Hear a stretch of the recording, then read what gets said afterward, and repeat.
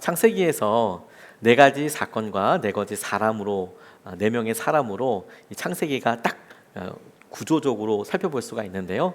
창조서부터 시작해서 타락하고 심판하고 그리고 열방으로 민족으로 확 흩어지는 부분으로 해서 11장 바벨탑 사건으로 끝나고요. 12장서부터 아브라함, 이삭, 야곱 혹은 이스라엘, 요셉 이렇게 네 사람을 통해서 하나님께서 어떻게 이스라엘 백성들을 다 이렇게 형성케 하시고 어떤 뒷이야기 믿음의 고백들로 이스라엘 백성들을 인도하셨는지에 대해서 창세기가 설명하고 있습니다. 그래서 하나님께서 말씀하셨다라는 제목 주제로 우리가 앞서서 한 12장까지 말씀을 11장까지 말씀을 살펴보았다면 아브라함을 통해서 믿음의 사람, 우리가 믿음의 사람이고 하나님께서 우리를 응원하시는 그 메시지와 도전을 우리가 같이 누리는 그런 시간을 보내고 있습니다. 오늘 아브라함과 롯이 서로 땅과 관련돼서 결정하고 결단하고 흩어지는 부분을 통해서 하나님께서 우리에게 말씀하시는 것에 우리가 귀 기울이고 싶습니다. 제가 참 좋아하는 목사님 중에서 통합측 목사님인데 이재환 목사님이라는 분이 계세요. 이분이 성격도 좋고 말씀도 너무 좋고 하시는데 특별한 것이요, 청년 사역을 한 20년 넘게 하셨거든요.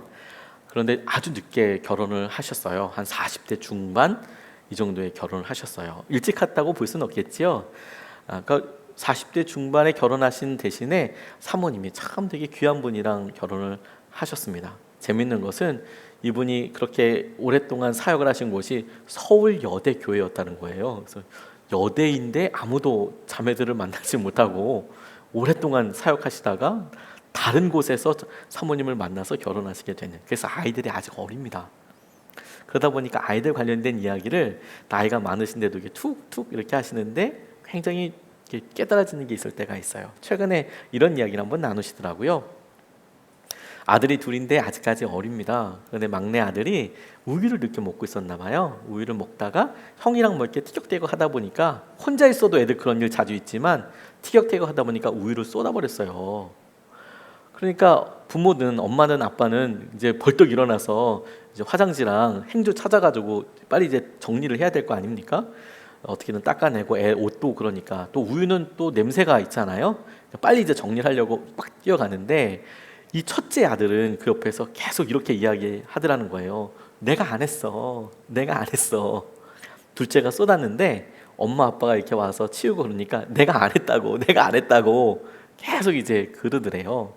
그런데 그 모습을 이 목사님이 가만히 보다 보니까, 어떤 어려움과 문제가 있을 때 내가 안 했어, 내 탓이 아니야 라고 생각하는 사람이 있겠고, 그 일을 빨리 어떻게든 정리하고 어떻게 수습을 하려고 하는 사람들이 있는데, 이렇게 내 탓이 아니야, 내가 안 쏟았어요, 내가 안 그랬어요 라고 하는 사람은 결코 어른의 모습이라고 할 수는 없겠다, 성숙한 모습이라고 할 수는 없겠다, 이런 생각이 드셨다고 이야기를 하시더라고요.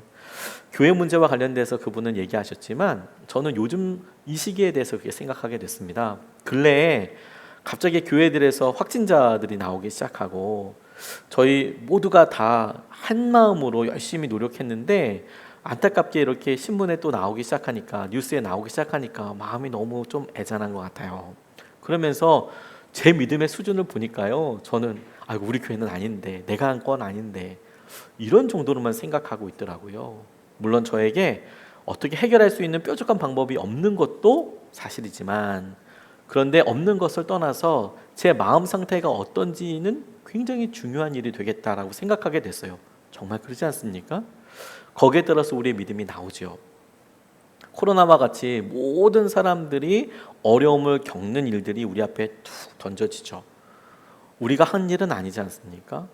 근데 우리는 그 가운데에서 우리 책임 면피하기만을 위해서 살아갈 것이 아니라, 이것이 우리에게 어떤 방향을 제시하는지, 우리가 어떻게 나아가야 할지, 그리고 어떻게 성숙하고 성장할 수 있을지에 마음을 둬야겠다고 생각하게 됐어요.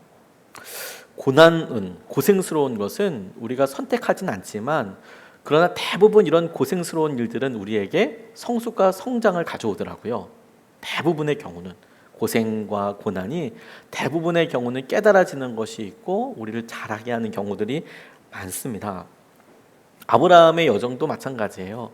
아브라함을 보고 난 안 그랬어, 나는 안 그래, 이런 수준이 아니라 아브라함의 모습을 가만히 보니까 그가 처음에 본토 친척 아비의 집을 떠날 만큼의 엄청난 믿음이 있었지만, 그런데 그의 삶을 쭉 늘어놓고 보면 이게 무슨 그래프처럼 떨어질 때도 있었고요, 실수할 때도 있었고 연약할 때도 있었어요. 그러다가 다시 믿음으로 고백할 때도 있었고 다시 떨어질 때도 있었고, 계속 왔다 갔다 하게 되거든요. 그게 오히려 사실 좀 더 위로가 돼요. 아브라함의 여정이 연약함으로 인한 실수도 있었지만 그를 믿음의 사람으로 하나님께서 바꾸고 계시는 것을 보게 되거든요. 어떤 과정들을 통해서 바꾸시더라. 그리고 대개 그의 실수조차도, 어려움조차도 하나님께서 그를 성숙시키시는 훈련 과정이 되더라고요. 어려운 일, 그런데 그 일을 통하여 하나님께서 쓰시는 훈련의 과정, 주님께서 드러나게 하시는 믿음의 방향, 이렇게 생각해 보면서 이 관점을 가지고 오늘 본문을 좀 같이 살펴보고 싶습니다.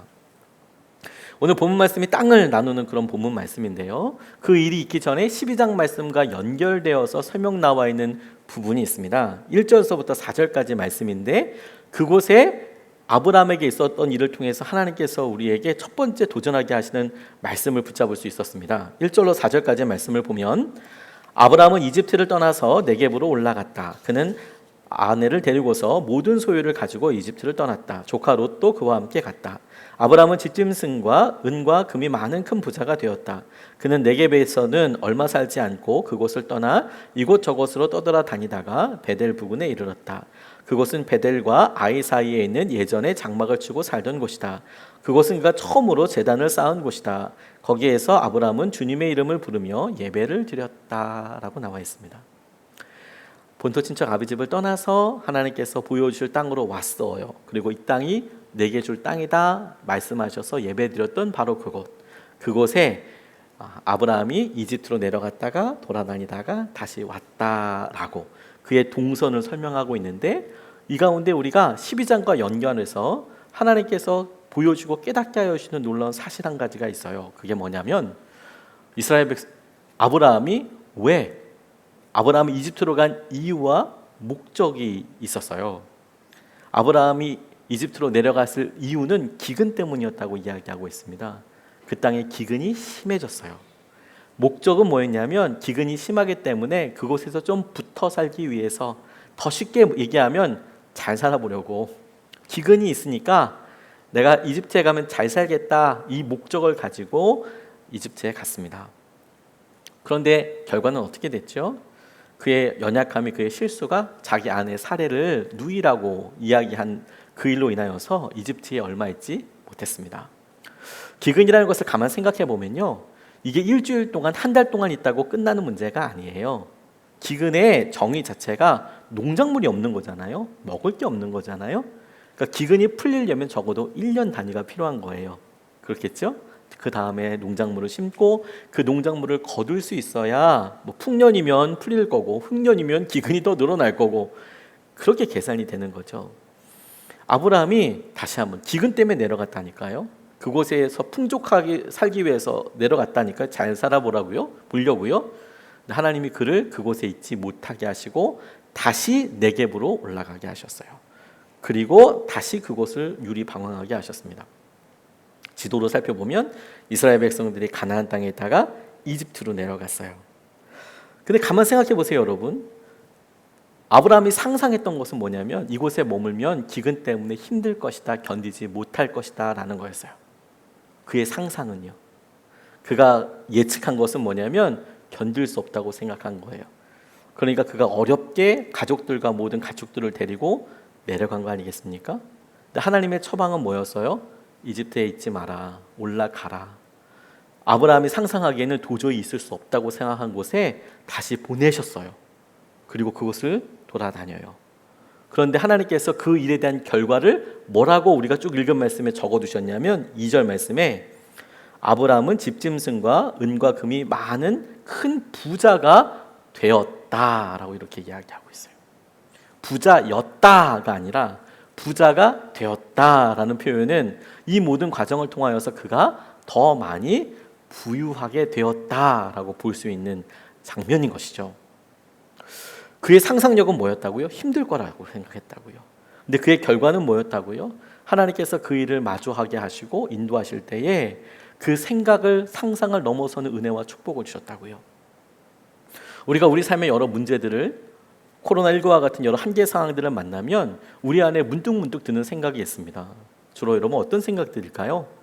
제가 제 마음속을 가만히 보면 우리 안에 드는 여러 생각들 중에 대부분이 안 될 거야, 어려워, 극복하기 힘들 거야, 나는 언제 망하나, 나는 언제 잘리나, 우리 애들은 언제 망가지나, 이런 식의 가장 안 좋고 어려운 경우의 수들을 생각하게 되더라고요.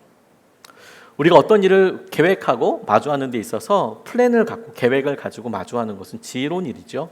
플랜 A를 두고 그게 안 될 경우에 플랜 B, 조금 더 철저한 사람은 플랜 C를 두고 이게 안 되면 이거로, 이거 안 되면 얼터너티브로 이거를 내가 하면 돼, 이렇게 생각할 수 있잖아요. 그거는 지혜로운 일이겠지만, 그런데 우리의 마음의 흐름이 온통 두려움으로, 온통 마음의 염려와 걱정으로 제대로 된 행동을, 순종을 하지 못하더라는 거예요.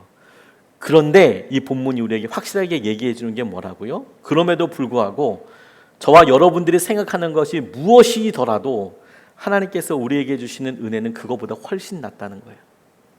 그거보다 훨씬 낫더라. 우리가 생각한 것은 기근이고, 우리가 생각하는 것은 여기에 머물면 죽겠다 싶은 것이지만, 막상 그 일을 하나님과 함께 만나고 그 일을 대면했을 때 우리가 겪게 되는 일은 그거보다 훨씬 나은 일들이 우리 가운데 있다. 이게 주님이 우리에게 주시는 도전입니다. 어렵지 않다고 이야기할 수는 없지만, 어려움을 통해서 주님께서 우리에게 주시는 것들은 아브라함에게 허락하셨던 것처럼 은혜이고 축복을 우리에게 예비해 주셨어요. 이게 놀라운 은혜인 것이죠. 이번 주에 저희 교회에 큰 은혜의 시간들이 있었습니다. 한 주 동안 평신도 설교 주간 중에서 5분의 설교자가 설교를 이렇게 했는데 긴장감이 빡 들더라고요. 똑바로 하지 않으면 내가 밥줄이 끊어지겠다, 이런 생각이 들 만큼 정말 은혜로운 시간을 보내게 됐습니다. 부담스러워하셔서 저에게 전화 주신 분들도 계시고요. 그렇게 부담스러운 것에 대해서 사실 제가 너무너무 잘 알아요. 저는 매주마다 겪고 있는 일이거든요. 그런데 주님을 바라보게 되신 것이 너무 큰 기쁨이라고 싶어요. 5분 설교가 너무 은혜롭고 다 좋았지만, 설교 준비하다 보니까 두 분의 고백이 제게 주님께서 이번 설교를 위해서 깨닫게 하여 주시고 보여주신 거구나, 그런 마음을 주시더라고요. 궁금하시면 5분 다 들어보시면 됩니다. 그 중에 한 분이 이런 이야기를 고백하셨어요. 간증을 하셨습니다. 화장품 사업을 하시는데 늘 하나님께서 하신 은혜를 간구하면서 나가잖아요. 그런데 수출에 대한 마음이 있어서 준비를 하셨대요. 근데 마침 베트남으로 수출할 수 있는 길이 열릴 것 같아서, 프로젝트가 있어서 혼자서 몇 번 바이오를 통해서 뚫는 것도 트라이를 해봤지만 쉽지 않은 거죠. 그러니까 어떤 기관이나 나라가 하는 일이 있으면 그런 프로젝트에 살짝 얹어서 같이 가면 훨씬 낫잖아요. 그래서 프로젝트에 신청을 하셔서 준비를 정말 열심히 하셨대요. 베트남으로 화장품을 수출하기 위해서 그렇게 다 준비해서 트라이를 하셨답니다. 결과가 언제쯤 나오나 기도 정말 열심히 하면서 기다리는데 세상에 이메일이 왔대요. 선정됐다고. 그 얼마나 기뻤을까요? 너무 기뻐서 진짜 큰 기쁨으로 진짜 그 어렵다는 수출의 길이 이제 열리는구나, 이러고 막 생각하고, 진짜 밤새 너무 기분 좋아서 그 다음 날을 기다리고 잠들었다가 아침에 출근하는데 차에서 차 타고 갔는데 전화가 한 통화 왔대요.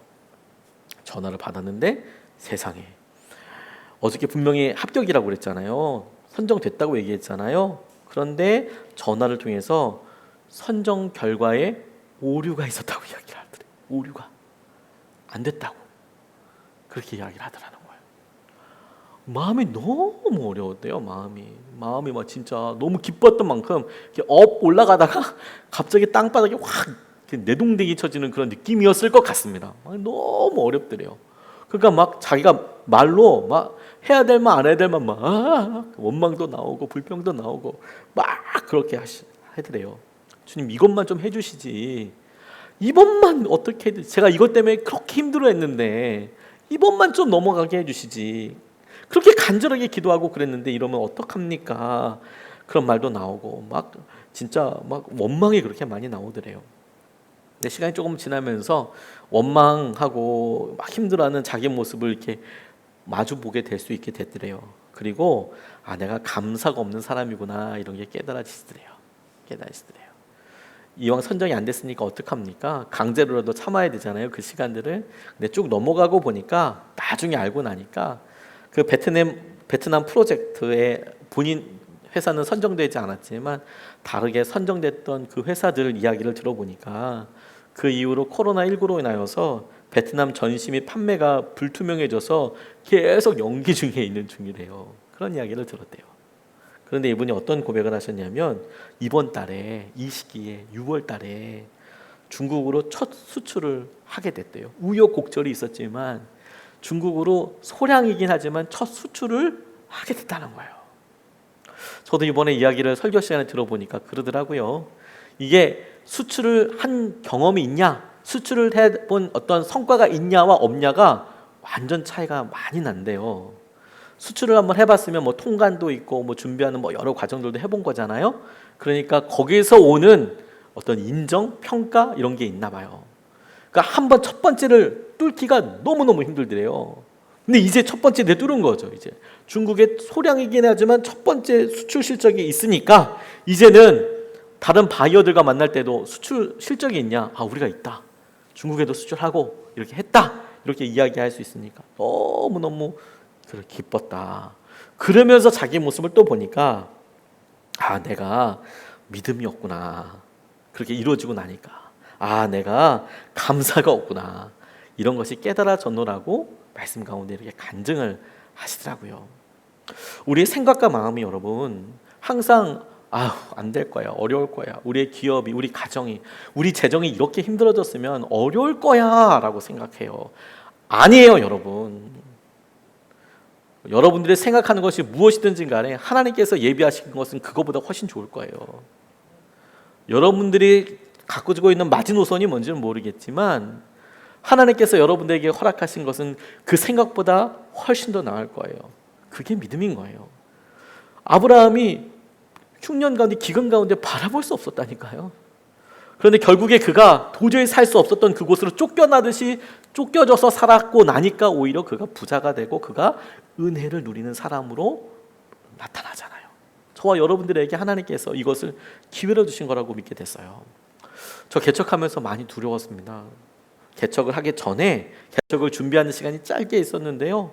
여러 두려움들도 있었어요. 재정에 대해서 사실 두려웠습니다. 제일 두려웠던 게 뭔지 아세요? 부끄럽지만 새벽기도 하는 거예요. 새벽기도.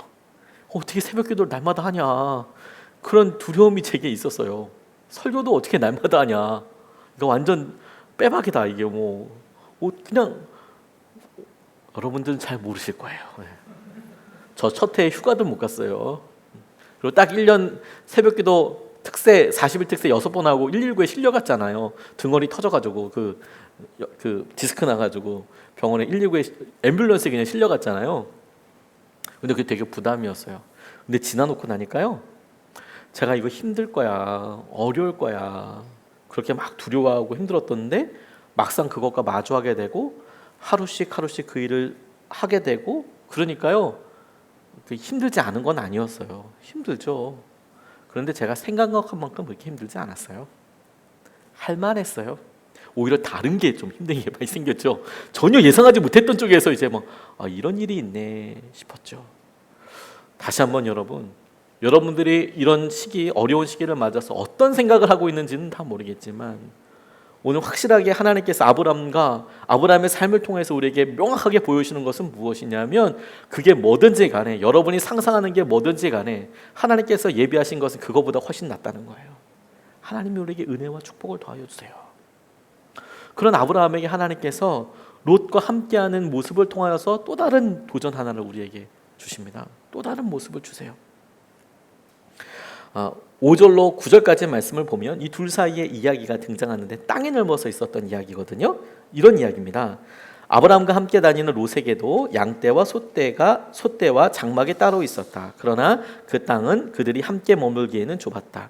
그들은 재산이 너무 많아서 그 땅에서 함께 머물 수가 없었다. 아브라함의 집짐승을 치는 목자들과 롯의 집짐승을 치는 목자들 사이에 다툼이 일어나곤 하였다. 그때 그 땅에는 가나안 사람들과 브리스 사람들도 살고 있었다. 아브라함이 롯에게 말하였다. 너와 나 사이에 그리고 너의 목자들과 나의 목자들 사이에 어떠한 다툼도 있어서는 안 된다. 우리는 한 핏줄이 아니냐. 내가 보는 땅에 앞에 땅이 얼마든지 있으니 따로 떨어져 살자. 내가 왼쪽으로 가면 나는 오른쪽으로 가고 내가 오른쪽으로 가면 나는 왼쪽으로 가겠다라고 이야기하는 장면입니다. 아브라함이 롯과 함께 했어요. 놀라운 일이죠. 사실 롯도 대단하다고 생각이 듭니다. 그런데 땅을 분배하자, 좌하면 우하자라고 생각했어요. 다시 한번 장소를 떠올려 보면 본토 친척 아버지 집을 떠났을 때 롯도 함께 있었습니다. 롯이 함께해서 쭉 내려오다가 아브라함에게 이곳이 너에게 줄 땅이다 예배 드렸을 때에도 롯이 함께 있었습니다. 그리고 같이 기근이 들었네요. 이집트로 내려갔을 때 롯이 함께했습니다. 그리고 그곳에서 어려운 일이 어떤 어려움이 있었는지도 롯이 다 알았습니다. 쫓겨날 때 같이 쫓겨났습니다. 그리고 네겝에서 조금 지내다가 그 땅을 돌아다닐 때도 롯이 함께 했었습니다. 그리고 원래 있었던 자리, 원래 하나님께서 있었던 그 자리에 와서 보니까 그간에 이런 과정들을 겪으면서 있었던 소소한 문제들이 드러나게 됐어요. 뭐냐면 목자들끼리 서로 다툼이 있었어요. 서로 자기들 장막이 있고 자기들의 재산이 있으니까 경계가 있었다는 이야기니까 자기들 가축들의 꼴을 먹이기 위해서 풀을 먹이기 위해서 더 노력하는 것이 당연하지 않겠습니까? 그러다 보니까 소소하게 트러블이 있었을 것이다 라고는 상상할 수 있는데 그걸 한 번, 두 번이 아니라 계속 있었잖아요. 그런데 그럴 것이다, 그럴 수도 있지 넘어가던 수준에서 다시 그 땅에 딱 와보니까 우리가 재산이 많이 늘었구나. 다시 그 자리에 와보니까 예전과 다르구나. 우리가 많이 늘었네 라는 것을 깨닫게 되어서 나누어지기로 결정했다는 겁니다. 합리적인 결정이죠. 그걸 어떻게 나쁘다고 이야기할 수 있겠어요. 근데 한 가지 롯을 이렇게 보면요, 롯은 하나님께서 아브라함에게 주셨던 약속에 대해서 분명히 알고 있었을 거예요. 그러니까 함께 떠났겠죠. 롯은 하나님께서 그 땅을 아브라함에게 주셨다는 것을 분명히 알았을 거예요. 왜냐하면 같이 예배 드렸을 테니까. 롯은 하나님께서 아브라함을 어떻게 지키는지도 다 봤을 거예요. 왜냐하면 거기에 같이 있었을 테니까.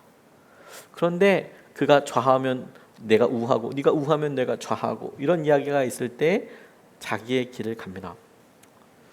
하나님께서 자기에게 주신 약속이라고 받아들이지는 못했나 봐요. 그래서 그가 선택한 땅을 보니까 동쪽으로 가 있다라고 나와 있지만 성경학자들이 추측하는 소돔과 고모라 땅이 있어요.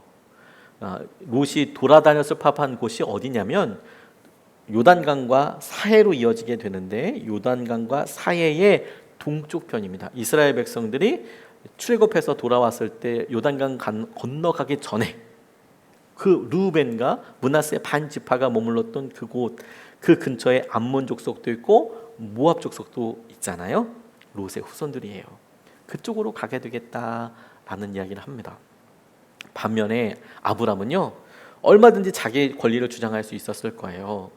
맥락을 보면 롯보다 아브라함이 훨씬 부자였을 거라고, 훨씬 가축들이 많았을 거라고 상상할 수 있습니다. 추측할 수 있습니다. 이유는 재산이 유산이 되잖아요. 그러면 데라가 죽어서 데라의 재산을 가족들에게, 자녀들에게 나눠주고, 그런데 롯의 아버지는 먼저 죽었어요. 그러면 죽음을 통해서 그 아버지가 갖고 있었던 재산이 형제들에게 일단 나눠졌겠죠. 아브라함은 그대로 다 가지고 있고요. 더군다나 이집트로 갔을 때 바로가 선물을 또 주잖아요. 사례 때문에. 그러니까 아마 더 짐승이나 이런 것들이 더 많았을 겁니다. 그러니까 짐승이 많은 사람들이 좋은 땅을 가져야지. 그리고 내가 삼촌이잖아. 내가 너 아버지처럼 키워줬잖아. 내가 결정해야지. 이렇게 할 수 있었단 말이에요. 유목민들에게 땅은 너무 중요했거든요. 농경민들과는 또 달랐어요. 농경민들은요, 기본적으로 땅을 구할 때 땅이 중요하긴 했습니다. 그래서 천수답처럼 비만 오는 땅은 뭐 어떻게 볼 수는 없지만 물이 근처에 있으면 어떻게든 물을 대보일 수 있고요. 거기에 거름이나 이런 걸 줘서 땅을 개간할 수도 있고요. 어찌됐건 간에 농민들의 일과 목적은 뭐냐면 그 땅의 부가가치 생산성을 높이는 거였거든요. 그리고 실제로 그것이 영향을 조금 줄 수 있었어요. 하지만 유목민들은 당시에 그렇게 할 수가 없었습니다. 지금이야 여러분 차 끌고 돌아다니시다 보면 왜 논 한가운데 커다란 마시멜로 같은 거 하나씩 놓여 있잖아요. 하얀 거. 그 곰포 사일리지라고 하거든요. 그 안에 뭐 있냐면 볏짚단을 그렇게 만든대요. 그게 옛날 두엄 같은 거 있잖아요. 그 볏짚을 썩히고 있는 거래요. 저도 하도 궁금해서 찾아봤어요. 저 마시멜로는 뭘까? 구글에 논에 있는 마시멜로 막 이런 식으로 이름을 몰라가지고 찾아봤더니 그게 그런 거라 하더라고요. 그게 한 700kg에서 1톤 정도 한대요. 그래서 우리가 못 들고 가볍지 않고 이제 이게 트레인이 와서 들든지 이렇게 해야 한답니다. 지금은 그거 가지고 필요할 때 소도 먹이고 여물도 먹이고 다 하잖아요. 예전에는 유목민들은 그렇게 하지 않았어요. 다 방목이었거든요. 그러니까 어느 땅에 풀이 많이 나고 물이 있는 것은 굉장히 중요한 거였어요. 재산을 재산 그대로 유지하고 증식하기 위해서. 그래서 지금 아브라함이 땅 네가 선정해, 네가 결정해 라고 이야기할 때 이것은 굉장히 중요한 일이었어요. 왜냐면 재산이 반토막 날 수도 있고요. 자기가 지금 하고 있는 일들이 이게 지금 결정할 수 있는 게 없고 네가 좌하고 우하면 이게 어려운 거잖아요. 그러니까 아브라함이 봤을 때 롯의 눈치를 볼 필요도 없잖아요. 연장자이고 재산도 많고 합리적이고 모든 일에 있어서 아브라함이 다 있지만 그럼에도 불구하고 롯의 눈치를 봐요. 여러분 이런 걸 센스라고 한다니까요. 배려라고. 눈치를 볼 필요가 없는데 그런데 우리가 그 사람을 생각해 주는 거 이런 게 센스고 배려예요. 근데 롯에게 그런 마음, 아브라함에게 그런 마음이 있어요. 저는 이걸 변화라고 생각하게 됐어요. 처음부터 있었을까? 그렇진 않았을 것 같아요. 저는 말씀을 묵상하면서 롯이 그리고 아브라함이 같이 다녔지만 아브라함은 본토 친척 아버지 집을 떠나서 이곳에 오고 이집트에 갔더니 자기가 실수하고 부끄러운 모습이 다 드러났잖아요. 그런데 그게 망하는 길이 아니었어요. 망해야만 하는 길인데 수치스러워야만 하는 길인데 책임을 져야만 하는 일인데 오히려 그 일을 통하여서 놀라운 축복 같은 것을 받았어요. 자기가 죽을 것 같다던 곳에 쫓겨났어요. 네겝 광야 지역입니다. 네겝 지역과 그 근처에 자기가 생각했을 땐 도저히 살 수 없다고 생각한 곳에서 살게 됐는데 지나고 나니까 자기의 상상과는 상관없이 자기의 부와 자기의 여러 것들이 다 증식됐어요.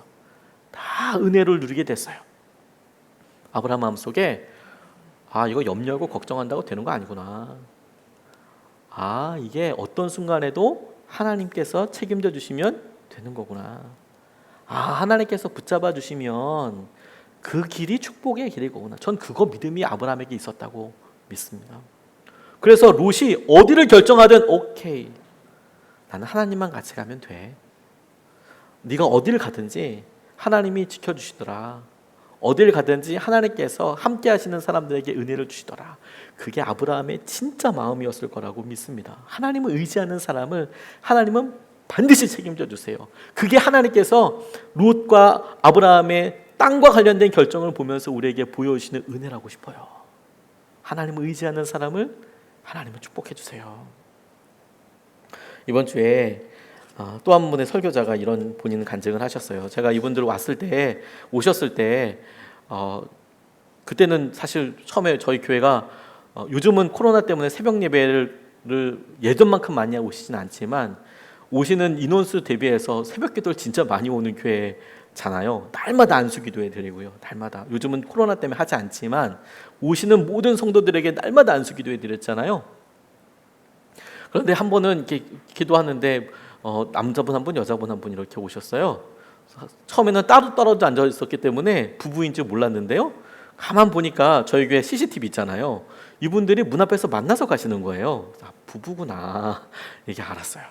처음에는 기도를 열심히 하시니까 이렇게 보시다가 이름 성함도 모르고 그러다가 점점 이제 뭐 기도 카드를 이렇게 주신다든지 헌금에 이렇게 써 있는 내용들을 보면 그냥 보지 않거든요. 기도 내용을 꼼꼼히 보거든요. 아, 이분이 이렇구나. 하지만 대략적으로만 알고 있었어요. 근데 그때 있었던 일을 나눠주시더라고요, 설교 시간에. 교회 처음 오셨을 때 너무너무 힘드셨대요. 재정적으로 꽉 막혀져 있는 것처럼 힘들고, 계속 오던 발주들도 있었는데 발주들도 어쩐 일인지 잘 오지 않고, 힘든 상황들을 이렇게 되니까 어떻게든 공장을 혹은 사업을 일으켜 봐야 되지 않겠습니까? 그래서 이렇게 하다 보니까 전자부품 검사 장비를 만들 수 있는 어떤 계약 기간이 있어서 좀 당시의 어떤 재정 상태나 당시의 인력 상황으로는 어려울 것 같지만 급하니까 일단 그거라도 해봐야겠다라고 덜컥 하셨대요. 근데 너무 안타깝게도 그게 너무 어려웠던 거예요. 공기를 마치지 못하게 되니까 그 회사 쪽에서 너무 막대한 업무상 손해를 보았다고 오히려 거꾸로 변상을 해줘야 한다고 이렇게 오히려 그렇게 했답니다. 법원에서 압류 통지가 날아왔대요. 이게 웬 말인가 싶은 거죠. 너무 힘든 상황이 다가온 거죠. 그 기계를 만들면서 그 과정을 만들면서도 돈이 들었는데 오히려 그 기업에서는 피해를 받았으니까 보상해라. 그러니까 어려운 시기를 만나게 됐어요. 그래서 정말 망연자실하셨대요. 어떻게 될지 모르겠구나. 그런데 아내분이 이렇게 오시면서 여보, 우리 같이 새벽 제단 한번 쌓아보자고. 다 기도한다는데, 기도해서 은혜를 누린다는데, 복을 받는다는데 우리 기도라도 한번 해보자고. 근데 평소 때 같으면 그게 정말 씨도 안 들어갈 수 있을 만한 말이었을 텐데 너무 급하고 너무 힘들고 그런 마음이 드니까 그래 새벽 기도라도 한번 해보자. 그래서 나오셨다는 거예요. 당신은 일도 없으니까 원래 올빼미 체질이신데 올빼미에서 낮에 좀 잘 수도 있잖아요. 그러니까 이제 새벽 예배 가보자. 그리고 새벽 예배 이제 날마다 와서 기도하는데 답답하죠, 여러분. 이제 대출이나 카드나 이런 거 몰려서 마주하고 이렇게 있으면 뭐 심장이 막 벌렁벌렁, 심장이 벌렁벌렁이 안 뛰죠. 이게 그냥 답답해가지고 돌덩어리가 막 이따만하게 하나씩 있어가지고 심장이 뛰어야 되는데 안 뛰어요. 막 저만 그래요. 그 막 이렇게 하고 그랬잖아요. 기도를 막 하는데 하나님께서 매일매일 쉬지 않고 새벽 예배 때 말씀을 같이 듣고 내 생각과 내 마음이 아니라 그날 아침에 떨어지는 말씀들을 이렇게 보고 또 날마다 안수기도 이렇게 하니까 기도하면서 본인이 기도가 막힐 때가 있잖아요, 여러분. 근데 그럴 때 안수기도 뭐 기도하나 이렇게 다 들으시잖아요. 그렇죠? 내 기도가 딱 막혔을 때 아이고 이 목사님은 날 위해서 뭘 기도하나 그러고 이제 가만히 들으시잖아요. 근데 그럴 때 의외로 도움이 많이 되는 거예요. 내가 이 기도를 해야 되는 거구나, 이렇게 해야 되는 거구나, 하나님 이렇게 하기 원하시는 거구나. 영적인 평화가 계속 이렇게 오시더래요. 그다가 재정에 대한 압박과 두려움들을 정면으로 마주 볼 수 있는 담대함을 허락해 주시더래요. 그래서 이분이 하신 일이 뭐냐면 그렇게 기도하시다가 새벽에 하나님께서 도우신다고 하셨으니까 그래서 그 사장님을 찾아갔대요. 그리고 솔직하게 이야기했답니다. 가서 이 변제를 하지 못해서 기계 설비가 경매로 넘어가면 이거 고철값이다. 이거 기계들 전부 다 이거 무게로 그냥 팔아야지. 이걸 뭐 그 진짜 고철값이죠. 그렇죠? 그거 별로 오히려 손해가 더 클 거다. 그런데 이거 압류만 풀어주시면 변제를 하겠다. 조금이라도 기계 압류만 풀어주시면 그러면 일정 금액이라도 내가 갚겠다. 그게 더 이득 아니냐. 이거 경매 붙여서 팔아가지고 뭐 얼마 된다고 그러시냐. 갚겠다. 그렇게 당당하게 이야기를 하시니까 사장님이 그러면 매월 일정 금액을 상환하는 조건으로 법원 압류를 풀어주셨대요. 그리고 나서 정말 열심히 이제 그 일을 갚아가시는 거죠. 갚아가시고. 총 변제 총액에서 한 60% 정도 되니까 사실 그 기업도 이만큼은 손해봤다고 이야기하지만 따져보면 또 100%가 또 아니지 않습니까? 거기에는 뭐 정신적인 뭐 막 들어가는 게 많잖아요. 60% 정도를 성실하게 변제를 하니까 나머지 40% 정도는 탕감해 주더래요. 안 갚아도 된다고. 그리고 나아가서 매월 그렇게 변제해 나가니까 그 신뢰를 받게 되는 거죠. 이거 이분을 믿어도 되는 거구나. 그래서 그 자리에서 그 제조 설비 일체를 그리고 주간 예방 정비 관리를 다 할 수 있도록 즉석에서 계약을 할 뿐만 아니라 정비 수리와 공정 개선 그런 전권 그런 걸 다 이렇게 허락해 주시더라는 거예요. 그러니까 마치 파트너처럼, 사업의 파트너처럼 월급을 거기서 더 받으면서, 지금까지는 거기 변제를 했는데 그게 아니라 거기서 월급을 받으면서 자기 사업도 하면서 그렇게 할 수 있는 길이 열리더라, 이렇게 간증하시더라고요. 진짜 너무 도전받았어요. 5분의 설교를 다 도전받았지만 설교와 관련돼서 맞아, 하나님께서 우리에게 여러 일들을 이렇게 보여주시죠. 어려울 때, 힘들 때, 자녀를 통해서, 우리 자존감이 낮아질 때. 근데 그런 일들을 통해서 하나님을 의지하게 하세요. 그러면 살아요, 여러분. 하나님의 방법과 하나님의 인도하심으로 이끄신다고요. 다시 한번 여러분이 무슨 생각을 하고 있는지는 모르겠지만 하나님께서 여러분들에게 허락하시는 것은 그것보다 훨씬 나아요. 뿐만 아니라 그 일을 통하여서 하나님을 의지하게 되면 하나님께서 여러분들을 향한 길을 열어주세요. 여러분들을 책임져 주세요. 그것과 관련해서 하나님께서 우리에게 또 한 사람의 중요한 모습을 통해서 우리를 깨어있게 도전하십니다. 롯이에요, 롯. 롯이요? 처음부터 소돔 땅에 가려고 한 것은 아니었어요.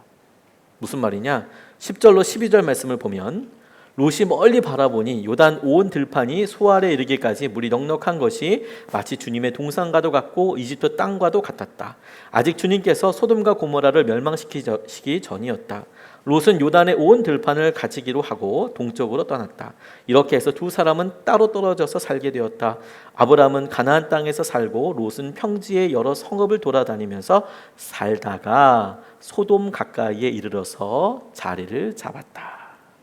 소돔 가까이에 이르러서 자리를 잡았다. 제가 말씀을 묵상하다가 그 한 줄이 제 마음과 생각에서 계속 맴돌더라고요.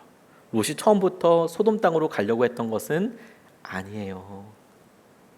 그가 땅을 결정해라라고 이야기했을 때 아브라함이 배려해 준 거잖아요. 그래서 그가 보기에 좋은 땅으로 간 것은 분명히 죄가 아닐 거예요. 배려해줘서 내가 그걸 하는데 그게 무슨 죄겠습니까? 보기에 좋은 땅이 있잖아요. 좋은 땅으로 내가 한 걸음 내디뎠어요. 학자들이 말하는 걸 가만 보니까 요단 동쪽 편이라고 이야기를 하고 있는데 그곳을 선택하면서 아브라함에게 하셨던 약속, 아브라함에게 하셨던 여러 일들에 대해서 상관없는 길을 갔던 것처럼 여겨집니다. 그런데 그 과정을 자세하게 설명하고 있지 않지만 그런데 롯이 살았던 그 흐름을 보니까 우리의 삶도 똑같이 그렇게 될 수 있다고 생각되는 것이 있는데 그게 뭐냐면 그가 처음에 시작한 것은 죄도 아니고 그가 처음에 시작했던 것은 의도한 것도 아니었지만 떠났던 그 길이, 함께하는 길을 떠났던 그 길이 소돔에 가서 살게 되는 결과를 낳게 되더라고요. 이건 중요하지 않습니까? 시작은 그것이 죄인지 아닌지 모르는 일들이었어요. 시작은 그것이 축복인지 아닌지도 모를 만한 일이었어요. 그런데 그것이 어떤 틈이든 하나님과 멀어지게 되고 하나님의 사람들과 멀어지게 되는 일들을 통해서 나중에 시간이 지나고 보니 인과관계를 설명할 수 없는 과정들을 지나고 나니까 어느 순간에 내가 어디 살고 있다고요? 소돔에서 살고 있는 거예요. 우리가 처음에 믿음에 있어서 믿음 생활을 할 때도 처음부터 어마무시한 시험으로 이렇게 어려움을 당할 수도 있죠. 하지만 대부분의 많은 분들은요, 어마무시한 사건과 충격적인 일들보다 일상의 작은 일들로부터 무너지기 시작합니다. 내 안에 작은 습관들을 포기하는 것에서부터 시작해서 내가 주님 앞에 드리기로 했던 고백이 무너지는 것을 아무렇지도 않게 생각을 하죠. 그래서 뭐가 무너진지 몰라요. 어떻게 했는지 몰라요. 그런데 정신 차려 보니 소돔이야. 내 주위에 다 소돔이야.